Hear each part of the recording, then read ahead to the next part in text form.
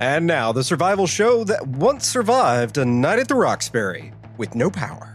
In this episode, we sit down with author Cal Wilson. He's an attorney by day and a prepper author by night. We discuss his new book about an EMP attack and life afterwards. Now, if you think this is just another EMP book, you may be in for a surprise. Tigers and gorillas included at no extra charge. Howdy and welcome to the Rabbit Hole's Urban Survival Podcast. This is episode number 214. I'm your host, Aaron, and you are in the Rabbit Hole, safe and sound.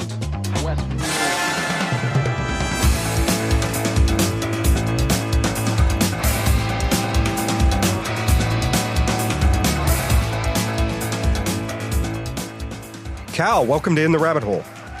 Hey, man. Glad to be on your show. Well, this is fun. Like, we actually get to talk in pseudo person for once instead of just going back and forth on Facebook. It's exciting to have you on the show. And it's exciting to talk about your new book, man. Yes, I'm still a commander of the Roving Horde Armada. But yeah, I'm glad to be on the show. Awesome. And I think that's the other fun part is always when we have people from the Armada end up on this show. So we're here today to talk about your book. Before we get into the book, though, as always, it is a book club episode, and we want to know who you are. So let's start with, how did you get into preparedness? You know, I guess I can't really say there was any one specific thing that turned me on to it. I just growing up in Boy Scouts or Cub Scouts and camping, going to summer camp, and just kind of learning about how to be self-sufficient. And then just growing up and always wanted to kind of be on my own and not have to depend on anybody else to just survive. And then I guess since the 80s, becoming aware of all the different threats out there. So one thing led to another. Next thing you know, I'm a full-blown prepper. Well, very cool. So what do you do as hobbies? Like, what do you do when you're not writing and playing with prepper stuff? Yes, I'm still a practicing lawyer. I do criminal defense work. I got involved in writing about prepper books a few years ago. My first prepper book was Dirt Cheap, Valuable Prepping. And basically that was, I listened to podcasts, prepper podcasts out there. I read prepper books. And as the years went on, I just had a number of quirky, different ideas on prepping issues. And so I just kind of kept track of them and finally put them all in that book. I don't know if I mentioned the name or not, Dirt Cheap, Valuable Prepping. But a shameless plug there. But anyway, and after that book, I emailed a friend of mine in the military. I was about to buy a car. And I said, hey, do you think this car would stand up well to an EMP? And this was the guy he subscribed to Soldier of Fortune long ago. He was a prepper long before it was cool to be preppers, which we all know it is cool nowadays. It is cool. Yes. All the cool kids are doing it. In my email exchange, I became convinced he didn't know what an EMP was. So that's when I just started thinking, maybe I'll write an EMP book. And the more I researched it, for a while there, I became kind of obsessed with EMPs. And I researched it backwards and forwards. And I thought, yeah, I'm going to write a fiction book on EMPs and throw in some instruction on how to survive it and what people can expect in an EMP. So that's what got me to write this book, EMP, the End of the Grid as we know it. How did you come to writing in general? Have you always been a writer? Is it something that you started as a kid and then you came to it? Or was it just a means to an end as an adult that, hey, I've got these ideas, I want to communicate them. Writing seems like the right way to go. How did that shake out for you? I've written short stories from time to time. When I was in law school, I did the whole law review thing. And my law practice requires me to write appellate briefs every once in a while. And I try to make it so that they're very easy to read, to keep people reading, and to make the ideas that I'm trying to get across easy to understand. So you want to hook the reader in and keep them reading and make your point. So in the last, say, 15 years, that's been most of my writing right there. I'm a little prejudiced against prepping books in the sense that I think they're kind of dull. So I try to make it kind of interesting, both nonfiction and fiction books that I've written. Make it easy to read, enjoyable, throw in a joke every once in a while. I guess that's my writing style. Just keep people reading and get the point across. That's pretty good. I wish more authors would craft their writing that way. And I guess that brings up the next question. When you are looking for inspiration or when you're looking for your writer's voice or your style, what authors inspire you? Like, who do you turn to say, I want to kind of model my voice after this author or that author? Oh, that's a good question. I can't really say I've noticed a writing style that I really like. Well, I gave credit in my book to Forstchen, who brought EMP up. Mm-hmm. And I think he was the first main writer on EMPs, which I think is a really important subject. But basically what I try to do is just make it so that a reader getting into my book is like a fish to water, just very easy to read.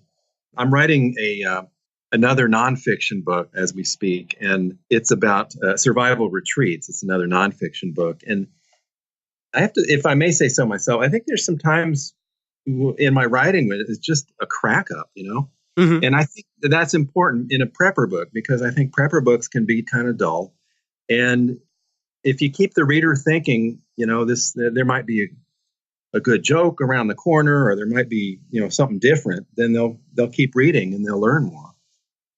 I was rereading this EMP book, and I don't know, I thought chapter 6 was kind of funny when the protagonist met up with this older prepper who, after the EMP, got invaded by a bunch of family members. And they were kind of comparing what's being taught in universities nowadays. And one of them said, "You sure they weren't joking?" "No, I'm pretty sure they weren't joking." I think I know where you're going with that. Yeah, that makes sense. So do you have a favorite prepper book that is out there? You mentioned Fortune, but yeah. Is that yours?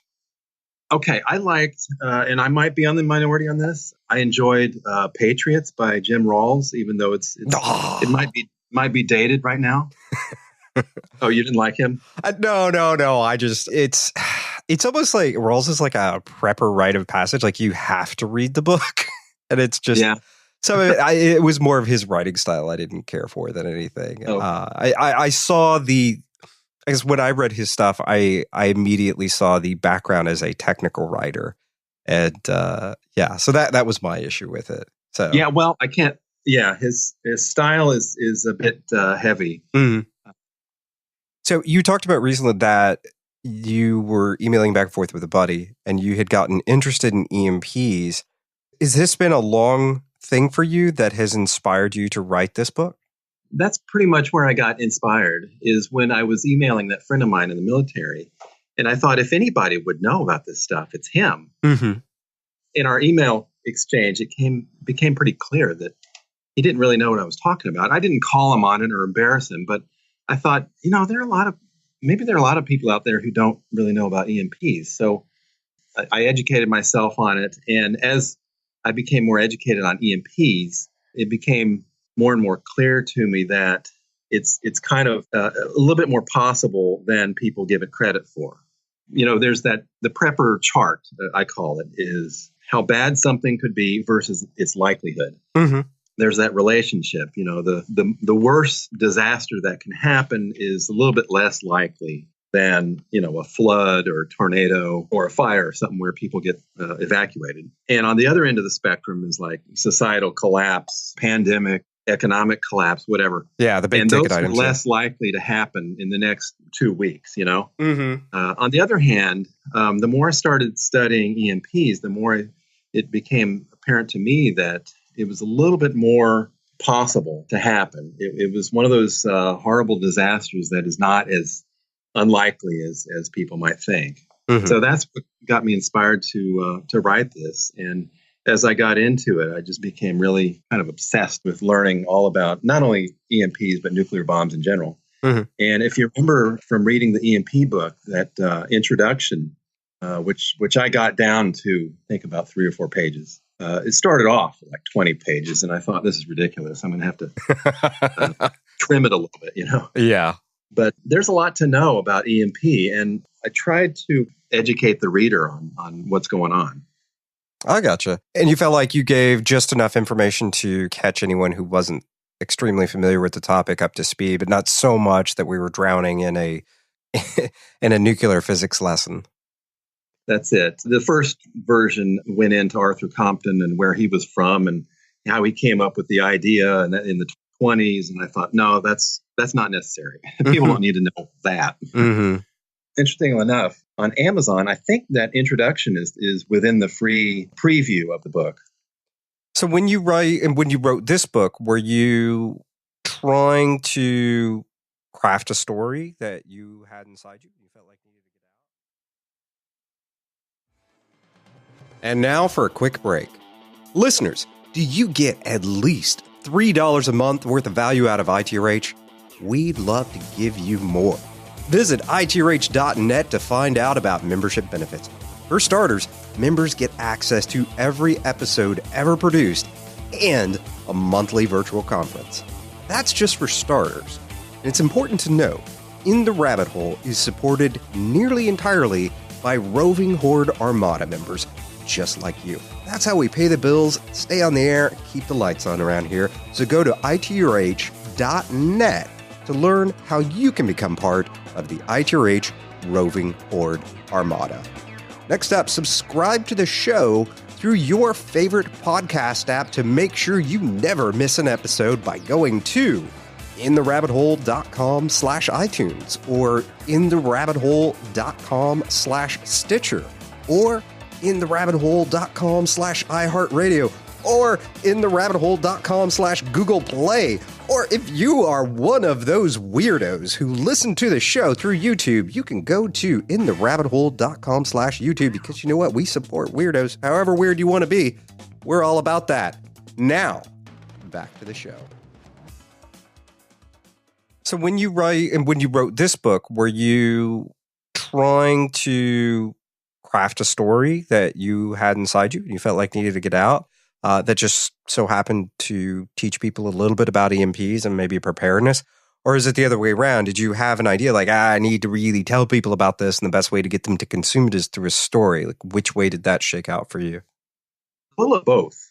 I learned with my first book that I really like writing and explaining about prepper issues. I also wanted to explain about EMP and how it's more likely than people give it credit.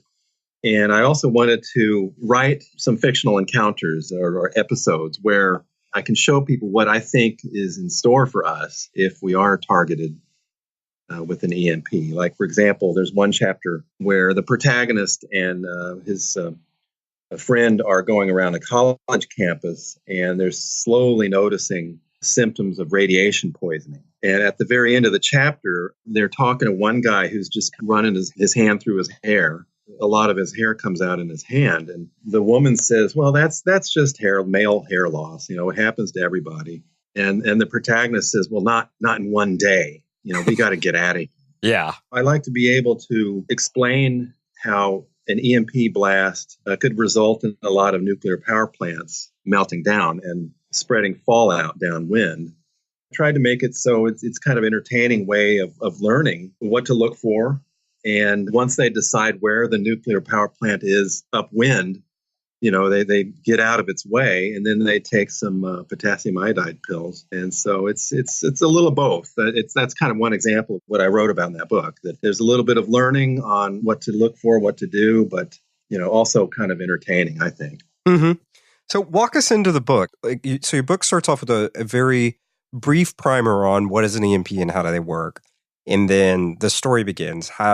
Walk us into that part. Like, how do you set the stage? How does this all begin? Okay. A lot of people don't know there are different ways to actually accomplish an EMP attack. And the United States military has tested EMP attacks throughout the years. And chapter 1 of the book, I just show 4 different realistic scenarios of EMP attacks.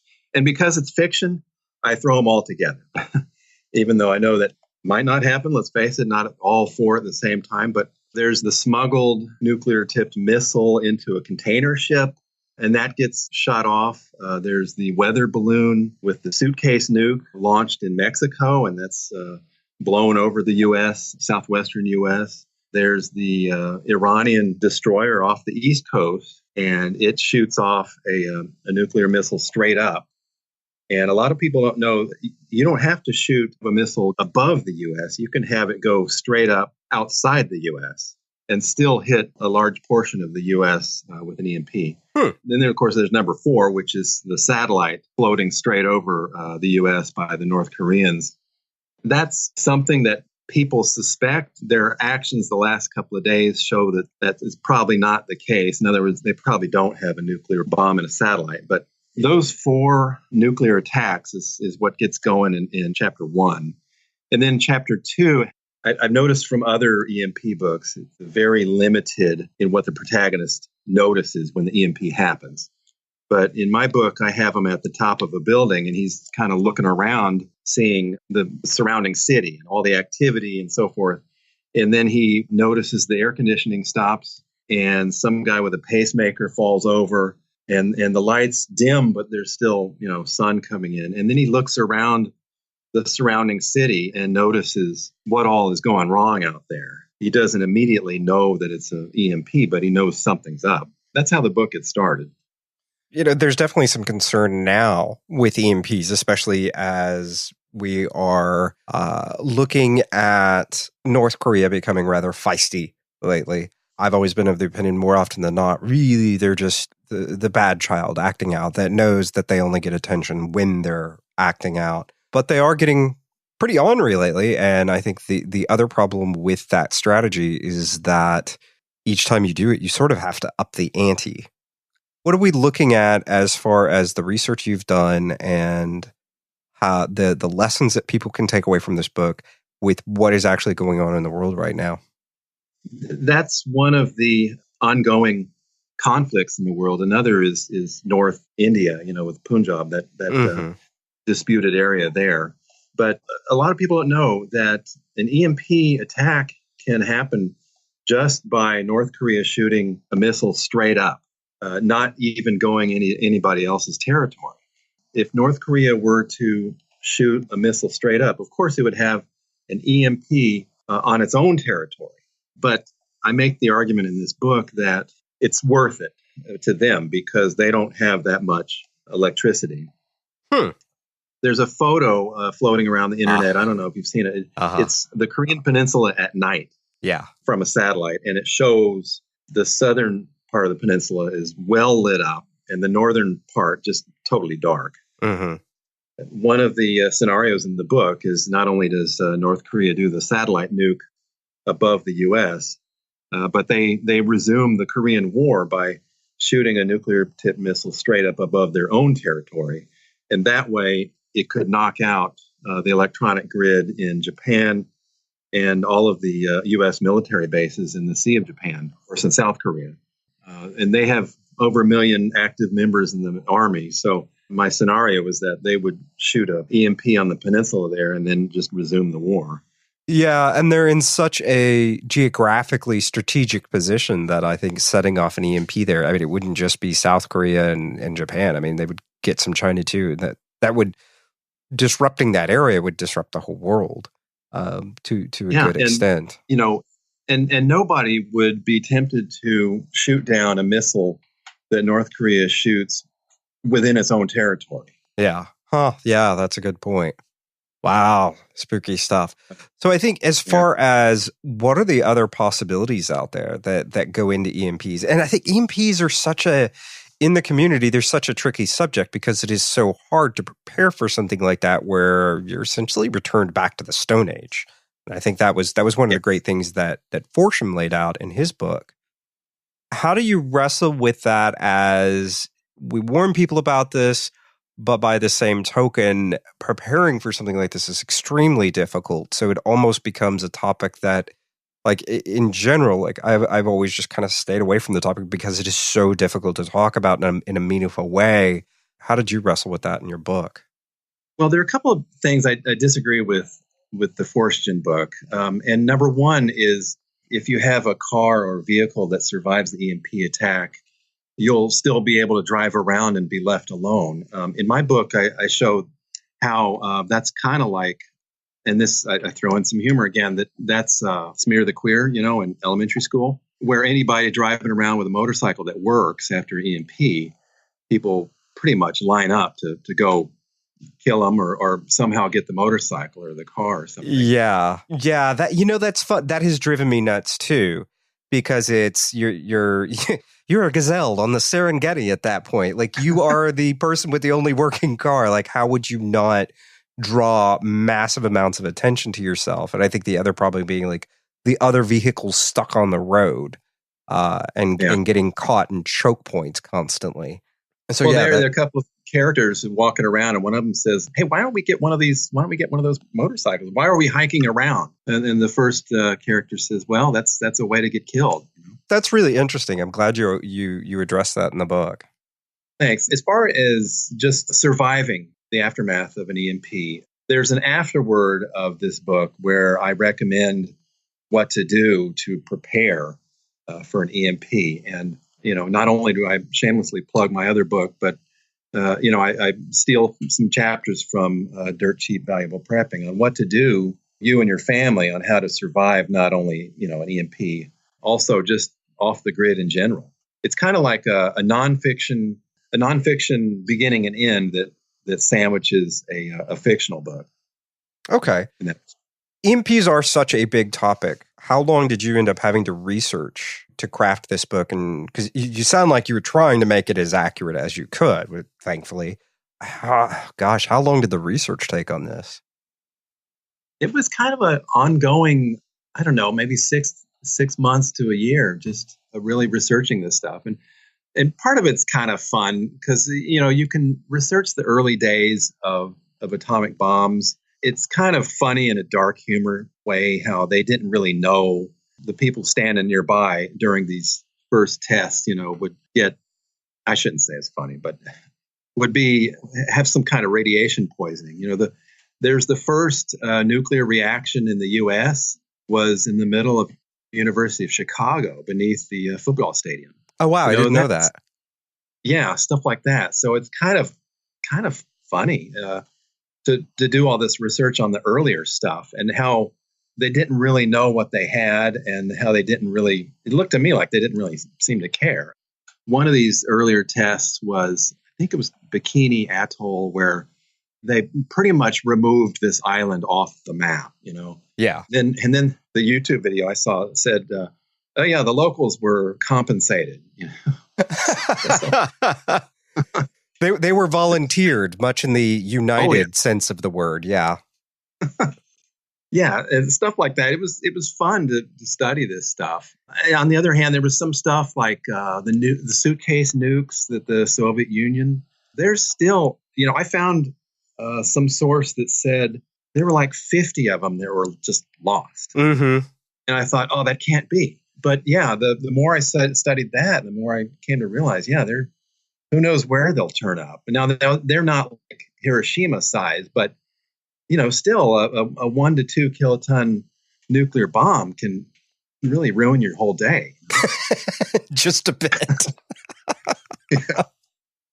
And there was that test in 1958, I think it was called Yucca, where it was just a nuclear bomb attached to a weather balloon and sent up above the South Pacific to see what would happen. And it went up 15 miles and then detonated. And then they said the electronic results at the surface were just off the charts. And that might have been one of the first times they seriously looked at EMP and thought, oh, maybe we've got another way of using this bomb here. I kind of became obsessed with it for a while and enjoyed researching it.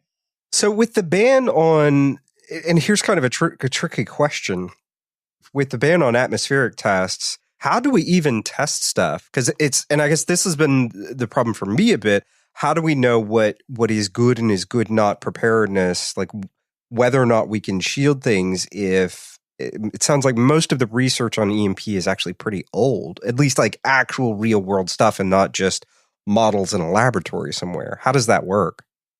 Right. Well, a lot of people don't know this. The bomb in Hiroshima was never actually tested. Huh. Mathematical models and they thought, yeah, we're pretty sure this will work, and so they dropped it, and it still did not detonate all the uranium in that bomb, but enough. But yeah, they've had a few tests in the late 50s and early 60s. The Soviets actually tried it against their own people in Kazakhstan. Oh, wild. I thought, what other country but the Soviets would want to do that? You know, well, maybe the North, but so as far as how we know it will work, there was enough testing to know what would work. But also, there's some pretty good research that's been declassified. I remember I came across some report that somebody at the Air Force Academy wrote from 1975, and it had a pretty good graph of the strength of the nuclear bomb and the height of it versus what would happen at the surface. There's enough out there to know what would happen with what strength of bomb, what kilotonnage or megatonnage, and how high it would have to detonate to produce whatever result on the ground. There's still enough out there. But you're right, it did, all the active research stopped in the early 60s with that atmospheric test ban. When you see stuff out there that is, most of the stuff for Faraday cages is nonsense, but you see like different mesh materials and things like that you can use to insulate stuff for this. Is most of that research still based on stuff from the 1950s, or is it based on using models, or is it all in your research? Did you find that it's all complete nonsense and most of these things, these different materials and stuff that are being sold out there to protect electronics from an EMP, is it nonsense, or what did you find with that? Well, you know, I'm kind of skeptical about most Faraday cages, but if there's one that is really well done and really wrapped up just right and insulated in the middle, and maybe with a ground, I've heard that that affects it too. But I don't know. There's one part, I think, at the end of the book where I talk about airplanes and how some EMP talking heads are not convinced that airplanes will immediately fall out of the sky. But if that's the case, then why did the military has outfitted a couple of airplanes specifically for EMP, and one of them is Air Force One, and they use this mesh all throughout the plane to protect the electronics there. I might be skeptical, I admit, but on the other hand, I can't remember the names of the planes, but they went to a lot of expense and a lot of effort to protect these airplanes from EMP, and they used what you mentioned there, the mesh, the metal mesh, from keeping the electrons out. So I'd have to defer to them. I gotcha. How has writing this book changed the way you prep, or has it changed the way you prep at all?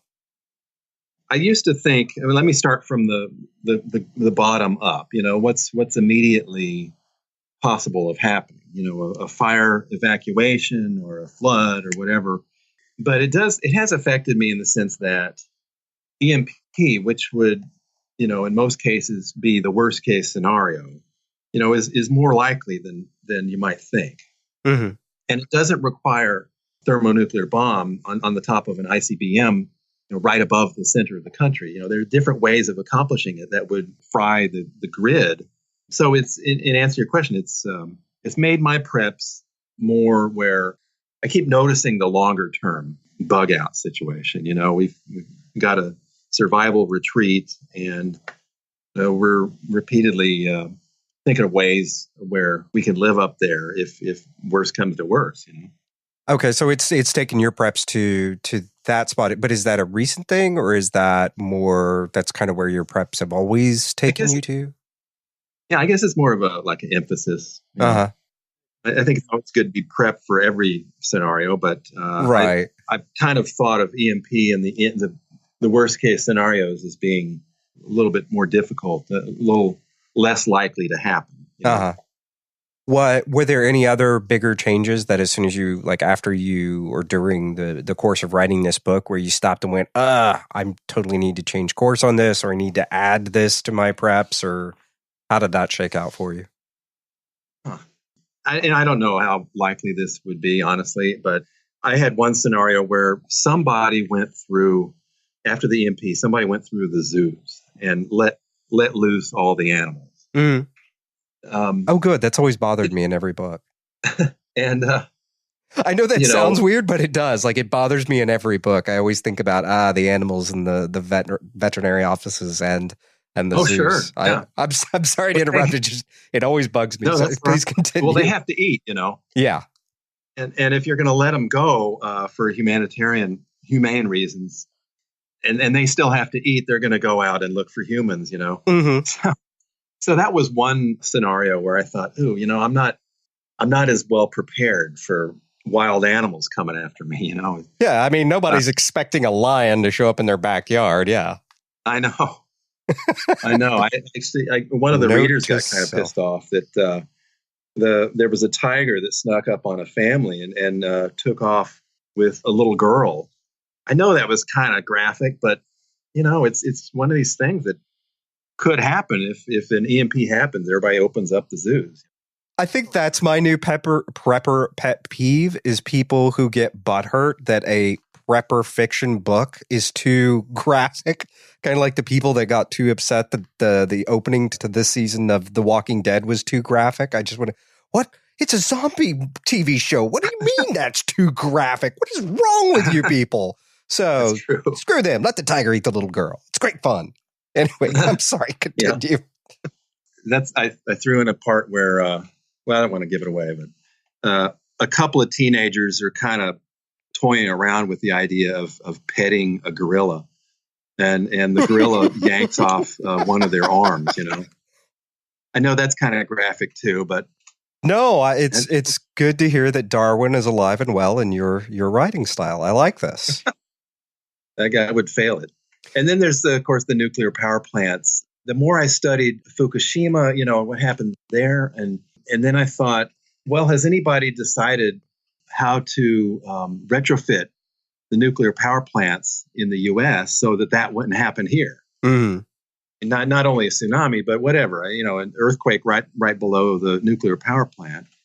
And the answer I kept coming up with was, oh, sure, but it's all electronically based, So I thought, it doesn't really make any sense. If there's an EMP, then just about anything electronic is going to be fried.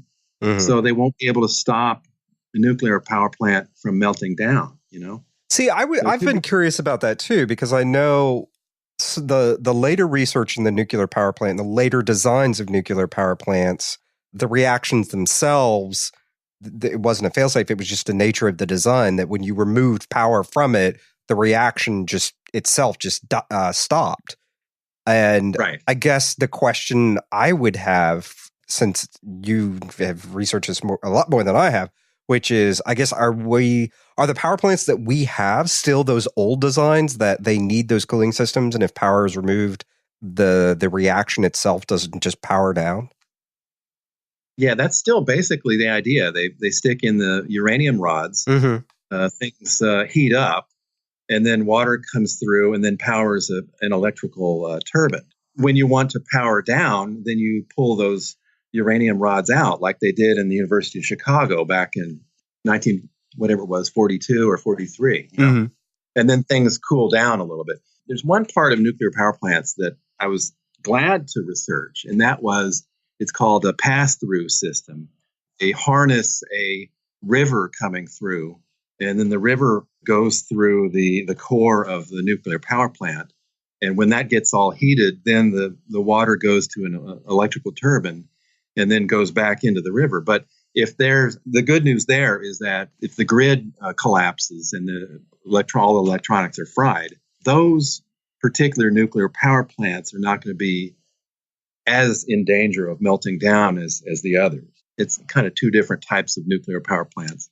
So what is to move to the lightning round here of author questions, what is your prepper pet peeve, something that drives you nuts either in other survival fiction or in the community as a whole? Like, what, every time you hear it, does it just grate on your nerves? I read prepper fiction from time to time, and when somebody goes through a life or death struggle, like a gunfight, knife fight, or whatever, and they win and they live to talk about it, it seems like there's no writing about any kind of shell shock or PTSD or anything. And I know that that's not the most exciting reading to do, but it's just not realistic when there's a gunfight and and somebody just doesn't feel anything at all. So I had a little bit of that in this book. At the very end, I wrote, this is not a book about PTSD, but if there are people out there who feel that they might have some issues, then here are a couple of websites and phone numbers. Because I personally think that military people who have been on the front lines, police officers, firemen, and maybe ambulance people, there might be a lot of PTSD out there.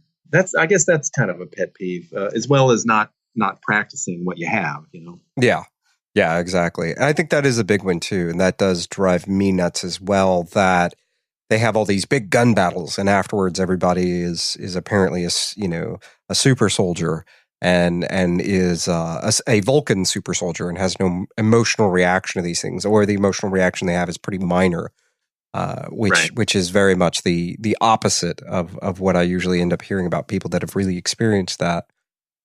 Yeah. What would you say has become your most important piece of gear? Like, what's your one thing that you're like, I got to have this in the apocalypse? It would have to be something to do with water. Like, I've got a Sports Berkey filter bottle. Put some pretty questionable water into there and still drink it. I think water is underappreciated in the prepper world. That's absolutely my own 2 cents. Yeah. So, what is your go-to rifle? I've been normally a pistol guy until I had a bunch of friends up to our property and had them bring all their guns. And I was really surprised in a good way on AR-15s what a pleasure it was to shoot that gun and how little kickback it had, So I'm starting to put together an AR-15. Another thing about AR-15s is you don't need to come up with $1,500 all at once. It's kind of like a payment plan. You can buy different parts, every other month. And then at the end of a year and a half, you have a completed AR-15. And it's good for having the wife shoot too. My wife doesn't like guns with huge kickback, and I like it too. So AR-15, once I'm finished with it, is going to be my go-to rifle.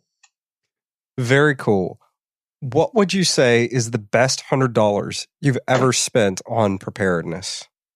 Yeah, it'd probably be food. A lot of people don't know how, MREs actually taste pretty good. And Mountain House is just pour in some hot water and it tastes pretty good too. I bought a bunch of MREs to a Super Bowl party a couple years ago, and it was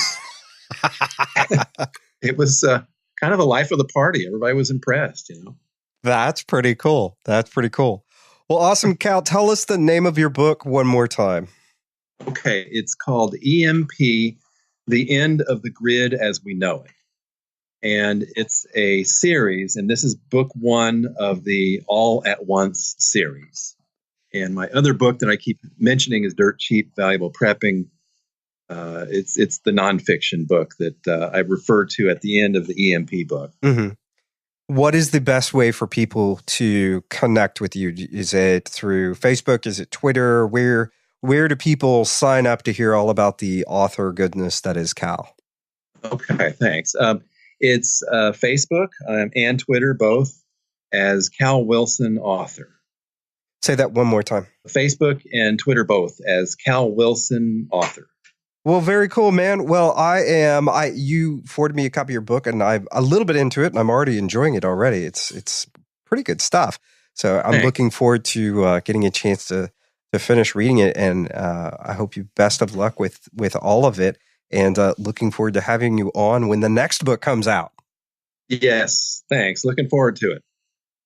Countdown till the season ends. The last episode of this season will be May 1st. ITRH will then return from summer break August 7th, 2017. And you will get your annual ITRH summer shorts to tide you over while we're away. Show notes, resources, and links to Cal can be found by going to intherabbithole.com/E214. Support the show by going to itrh.net and becoming part of the Roving Horde Armada. In the Rabbit Hole is supported nearly entirely by listeners just like you. Visit itrh.net to support the show and get members-only benefits. With that, we wrap up episode number 214 from the Lone Star State.